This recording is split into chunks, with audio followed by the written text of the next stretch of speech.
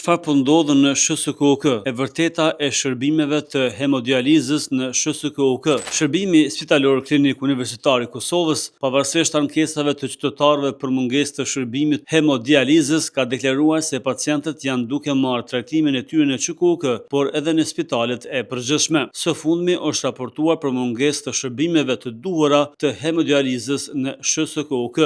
Sipas SHKUK-s, për momentin ka material të mjaftueshëm për zhvillimin e seancave dhe nuk ka pasur asnjë vonesë në ofrimin e shërbimeve. SHKUK ka ndërmarrë të gjitha veprimet e nevojshme që furnizimi të stabilizohet plotësisht. Në Kosovë janë rreth 900 persona që marrin shërbime për dializë, ndërsa 220 prej tyre trajtohen në klinikën e nefrologjisë në Qendrën Klinike Universitare të Kosovës, QKUK. Shërbimi spitalor klinik universitar i Kosovës, pavarësisht ankesave të qytetarëve për mungesë të shërbimit të hemodializës dhe disa lajmeve në media, ka deklaruar se pacientët janë duke marrë trajtimin e tyre në QKUK, por edhe në spitalet e përgjithshme. Hemodializa është një procedurë gjatë së cilës një aparat dialize dhe një filtër special i quajtur veshkë artificiale ose dializer përdoren për të pastruar gjakun. Për të futur gjakun në dializer, mjeku duhet të bëjë një hyrje në enet e gjakut të pacientit. Kjo zakonisht realizohet përmes një ndërhyrje të vogël kirurgjike, zakonisht në krah.